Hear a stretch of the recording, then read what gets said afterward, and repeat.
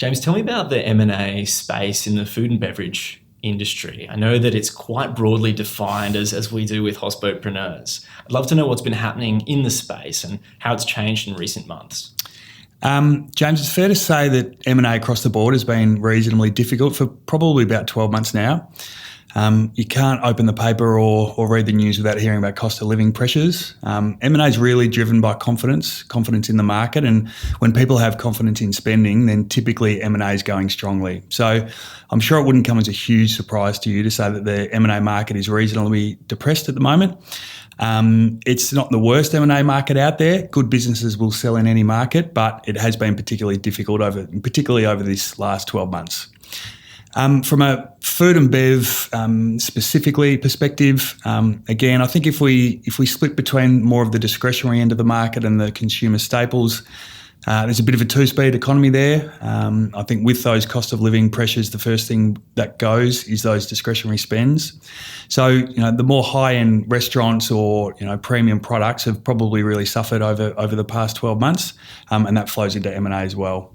The consumer staples has probably been more steady, as one would expect, but again, with consumer confidence not quite being there, then overall the market is a little bit depressed at the moment. So if we make a comparison between today and in the COVID world, I know that there was a period there where it dipped, but then it sort of came back. What's actually changed? Because I don't imagine confidence was very high then as well. So what is it that sort of, to make that comparison between then and now? I know we're talking about a lot of factors, a lot of different variables, but some things that come to mind. James, I think the big one is, throughout COVID, whilst we were locked down and some states were obviously impacted more than others, here in Melbourne we were impacted enormously.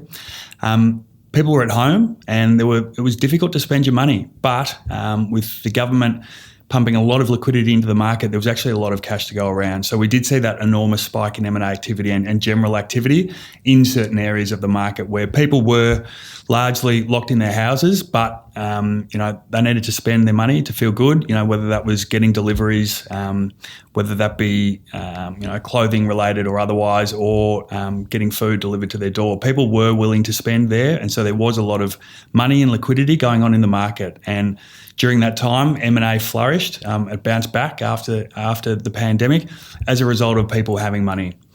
What we fast forward to today, we've had, I think, 6 or 7 interest rate increases over the past 18 months, and that's really starting to has already hit the hip pocket of consumers. And so confidence isn't quite there as they look at their mortgages and a larger share of the wallet is going to the mortgages.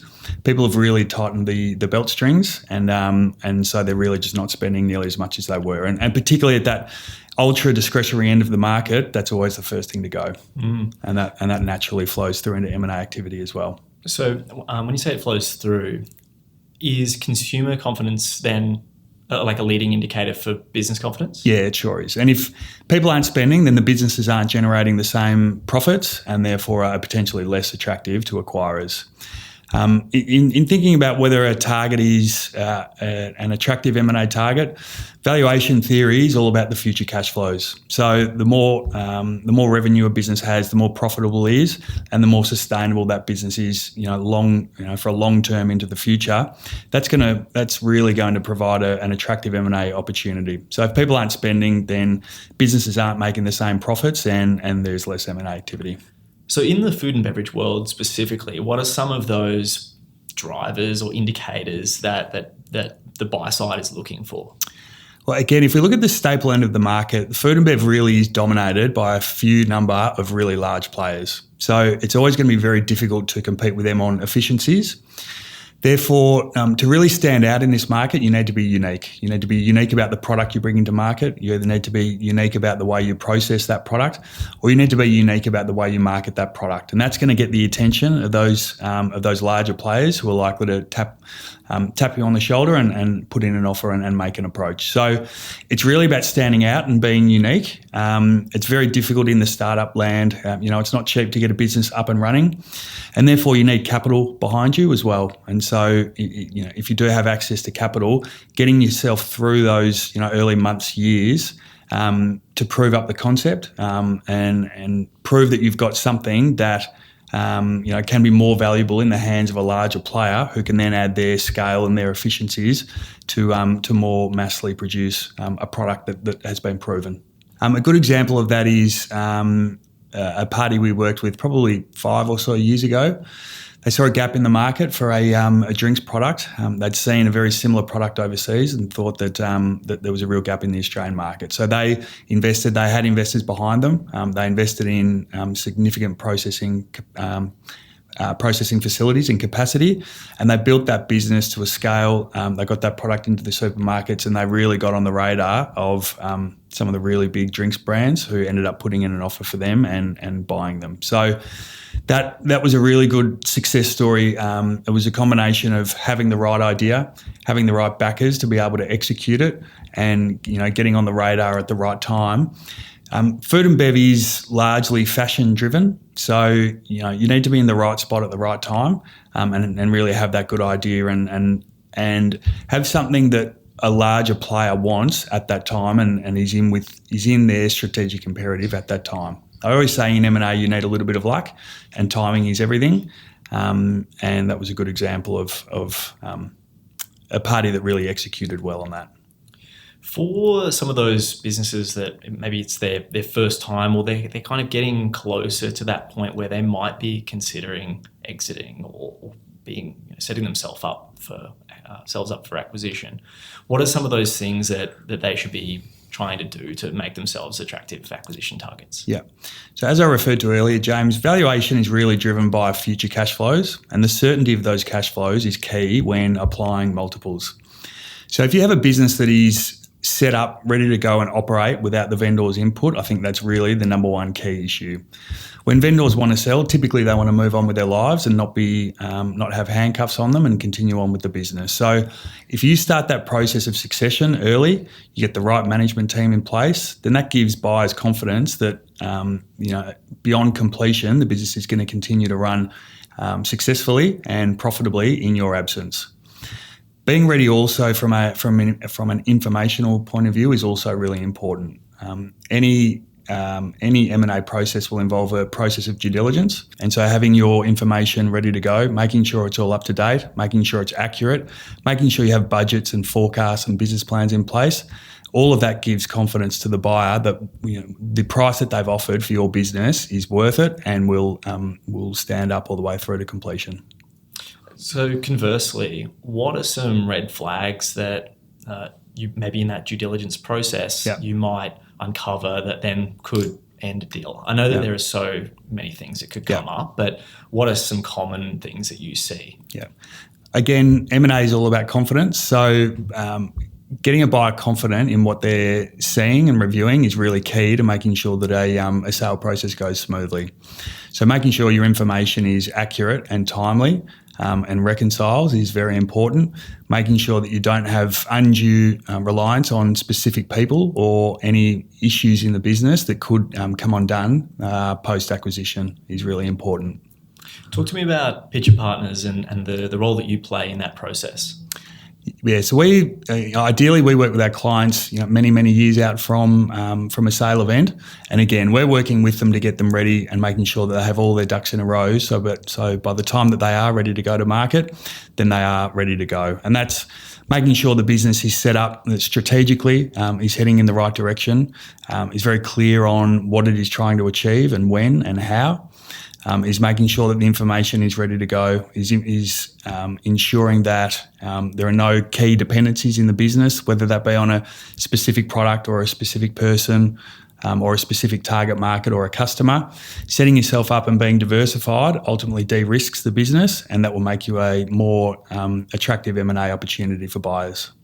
Talk me through the process as well, the acquisition process. This has come up a few times through the publication, but I'm interested to hear how you would summarise that process. Does not necessarily a super succinct summary. I'd love just your description of what happens in that process for those who aren't familiar with what actually takes place. Sure. And then even post-acquisition, that sort of putting things back together again, Yep. or synthesizing what happens afterwards. Yep. So we set up our sales processes into 5 steps. The first step is planning, and that's making sure you do have your ducks in a row before you go to market. We're looking at the bidder universe. We're looking at your structure and making sure that you're set up as effectively as possible for tax purposes. We're doing our own mini due diligence on the business to make sure that any skeletons in the closet are identified early and can be positioned appropriately before we are speaking to bidders. And we're setting up a process to make sure that we can maximise competitive tension and ultimately generate that successful outcome. Once we've finished the planning stage, we then produce an information memorandum. And that's a circa 40 or 50 page document which sets up the business, gives bidders the information that they would need in order to put a meaningful offer forward. So it's giving you information about the products or services that you offer, the financials of the business, the history of the business, the people, all of its success factors as well as the risks, and summarising all that so that bidders have a good understanding of what they're getting into. During stage 3, we're actually engaging with bidders and negotiating the high-level terms of a deal. Things like price, payment terms, what is expected out of vendors, staff, premises, all of that sort of thing. It's negotiating all of the hot topics to make sure that you don't go through and spend a heap of money and time working on a deal that ultimately doesn't come to fruition for an issue that you could have uncovered early on in the process. Once you have a term sheet in place at the end of stage 3, you then move into due diligence, which is stage 4.